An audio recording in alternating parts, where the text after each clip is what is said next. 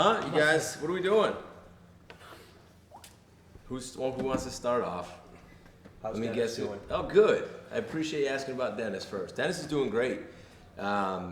We've talked about it, Rich, from the time he came in against Clemson last year to starting against Virginia, to coming in and taking us through the win last week and really managed the game well. Dennis is great. And what I said to the team today in the team room, injuries are going to happen, and some of them are hard, right? And some of them hit you really hard, and some of them for a minute you can sit there and feel sorry for yourself, but we're not going to do that. And Dennis is the prime example that I said to all the young guys and the whole team. What has Dennis done every single day of his career? He's practiced, he's put in the preparation, he's worked, he's put himself in the position that when his number's called, he's ready to play. And Dennis could have left last year and started a lot of teams in college football. He could have. He could have probably started on many different levels, but he chose to stay here. And he doesn't sulk, he doesn't complain, he's the backup, he knows his role, and he's ready to play. And that's a message for everybody on the team, whether you're the third string, fourth string, scout team, second. When your time comes, you better be ready. And Dennis is, and that's why we're not going to flinch. And that's why we're not going to make excuses, and it's not woe is me. And I can't wait to see him play.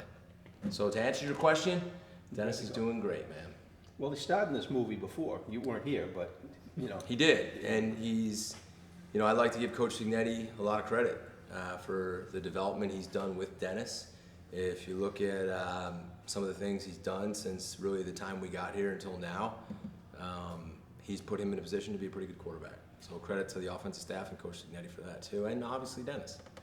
How did Phil's operation go, and how's he doing right now? Phil's good. I'm sure just like you would be. He's probably a little down. Had a great talk with him before he went into the surgery, after the surgery. Then I told him, you can think about it, you can beat yourself up about it, and what's it going to do for you? And I told him next year at this time, we'll probably look back and say, hey man, aren't we glad for some reason that happened? Because something great's going to come out of it. And that's how he's got to think, and that's how he's got to believe, and he's just got to go forward now. So the surgery went well. We expect a full recovery. I asked the doctor if he would get maybe he could throw the ball even further now. He told me no, but I'm still hopeful that he'll get some superhuman grip strength or something. But he's doing okay. He's a tough kid, he's a resilient kid. He's got a great supporting cast here with the staff and the players, and we'll just put our arms around him and he'll be back. Silver lining, I don't even know if you think about this yet looking forward to next year, but the fact that it did happen early in the season, do you begin to think about what it might be like 12 months from now? Yeah, I thought about every silver lining possible when you lose one of the best quarterbacks in the entire country, a kid who people are talking about as a first-round draft pick. You can either really be depressed and upset, or you can look at silver linings, and I looked at a lot of silver linings, and that's definitely one of them. So I'll be excited next year when he's standing in front of you guys doing more interviews. I certainly wish he was playing now, but that is a silver lining, yes. And just for clarification purposes, I don't even know if you can tell us this, but did he break something? Did he tear something? Yeah, there was a fracture, so they repaired it, and we feel very confident he'll be good to go. today was run day. Just getting a run game going to take some of the pressure off, Dennis. And Yeah, no, today's a Tuesday, so today is a physical day. So first and second down, we got to set the tone on offense and defense, stop the run the ball, and we did. But then we did our 7-on-7s, we threw the ball. Scheme's not going to change. Dennis can do some things running with his legs too. But we're going to run the ball, we're going to throw it down the field and do everything that we did. But maybe the most energetic practice, if you were just there listening to it, it might have been the most upbeat, energetic practice we had all year. And I'm not just saying that because you guys are all here.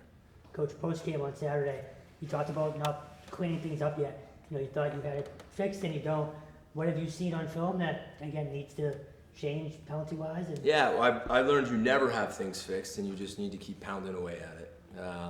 So I'll learn from that as a young head coach, and I'll continue every day to stress the importance of those things and never think I got it, because I clearly don't.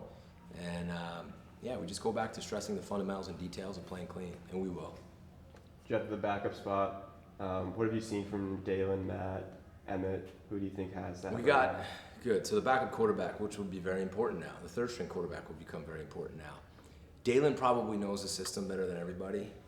Him and Matt, Emmett hasn't had as much time, but we're going to put all of those guys in position and kind of see where it unfolds.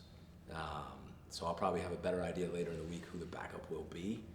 It just matters. I'll sit down and talk to Coach Signetti and see who we're the most comfortable with. Now, might it change? You know, because now's the time also to develop that guy. Who's it going to be? And it could be either of them, all three of them. They'll have a chance. So we'll see. But I know that those guys are locked in, and they'll be ready if their time comes. Talk about the Temple guys on your defense. The Temple guys on our defense, IGM has been a blessing to have here. He's an unbelievable human being. He's a great leader. He's got a ton of energy. Starting to really feel his way around our scheme. Physical, long, rangy, just a great guy. Chris Banks has really been a help and really a, injury-ridden D-line.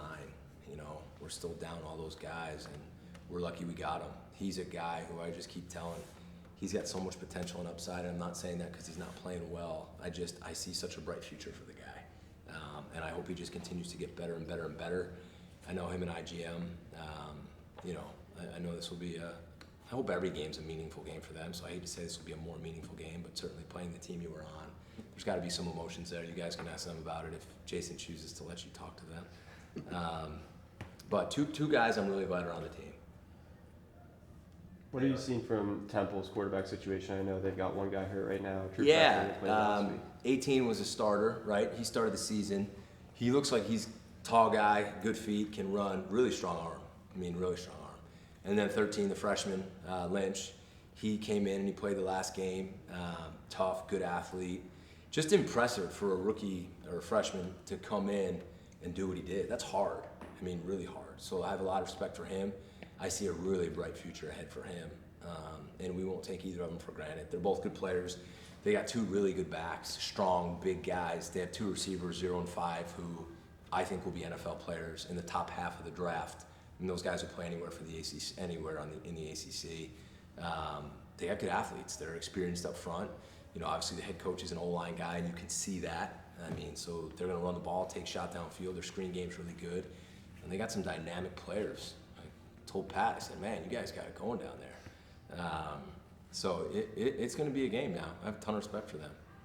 Jeff, one other thing, confidence-wise with Dennis, if there's positive, like you said, looking at positive, comes in last week in relief, does very well to start. Last year, steps in fourth quarter at Clemson, throws a fourth down play. Is all that going to be fed to him? Like, you've done this. It doesn't need to be fed to him. He's a confident guy, and he knows what he's doing, and he puts in the work. And truthfully, he's one of the best leaders on the team, even as the backup quarterback. So when you have that in your backup and he steps onto the field, guys don't flinch. And I know right now to the outside world, we'll be the underdog again.